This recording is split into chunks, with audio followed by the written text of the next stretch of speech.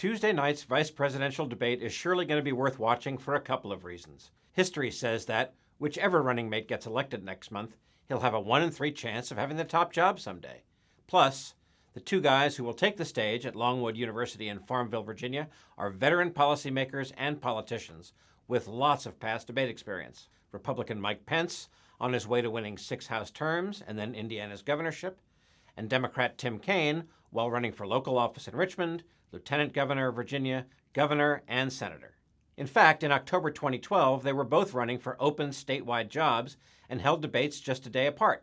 And we've chosen some excerpts to give you some idea of how they'll look and how they might behave.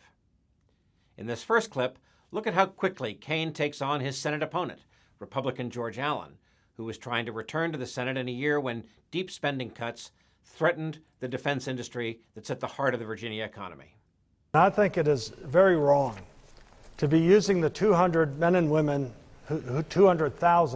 women in Virginia whose jobs are threatened by the sequestration deal that I opposed and Tim has said in debates is the right thing to do. They should never be used as a political bargaining chip to raise taxes on job-creating small businesses. George, you just started your answer by saying that I'm trying to hold the military hostage to raise taxes. No, I said the 200,000. You and I are both fathers, and this one is very personal to me. Yeah, I talked about the men and women working. Let's let him answer. I have a son who has just started a career in the military. I'm not going to do things that will hurt the troops or hurt defense.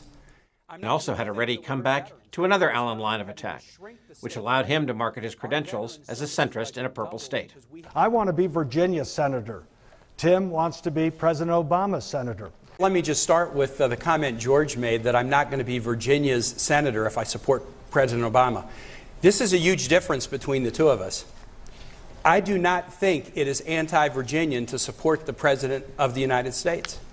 I do not think it is anti-Virginian to support the Commander-in-Chief.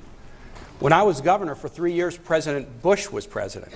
And I worked very closely with President Bush on expanding rail to Dulles. Lastly, here's how Kaine started his explanation for why he'd back a tax increase on the richest Americans. Folks, the time for the show votes and the no-compromise positions is long past over. We need a compromise. So a year ago, I put on the table this compromise. We've got to find one. The Bush tax cuts are set to expire at year end, and if we do it right, we can avoid defense cuts. Now let's take a look at Pence, starting with this crisp explanation underscoring his positioning as a Christian conservative. I want Indiana to be the worst place in America to commit a serious crime. But I want Indiana to be the best place in America, after you've done your time, to get a second chance.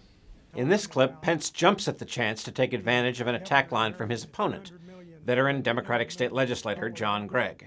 When you were in Congress, you voted 5 times to increase the deficit up to a total of $200 billion. You know, in Indiana, we pay as we go, and that's not the Washington, D.C. way. Cutting is not the Washington way, but it's my way. From the time I arrived in Washington, D.C. 12 years ago, I fought runaway spending by both political parties.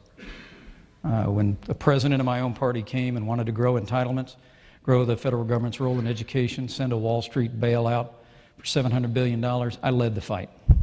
I stood for fiscal discipline and reform. That's why I got called one of the hardest working members of Congress. Finally, we see Mr. Gregg offer another barb, and Mr. Pence offering a cool but persistent comeback. I heard you last time and this time when you say you're one of the hardest working. I looked up that article, and that's you quoting yourself saying you're one of the hardest working. I was the driving force behind an effort to save some $41 billion in federal spending. It's time to wrap it up, Mr. Pence. And a 95% voting record, I think, speaks for itself, John. So enough of the, I think we don't Mr. need Pence, thank you very much. Negative personal attacks in a campaign for governor. Mr. We want a Pence. governor that will attack the issues and not his opponents. So both of them are clearly comfortable selling their agendas. Both are adept at explaining complex stuff quite clearly, and neither is afraid to mix it up with an opponent, although one of them stays intensely cool, while the other allows himself to seem just a little bit worked up. But now you've been warned, only one of them has a set of eyebrows that might drive you to distraction.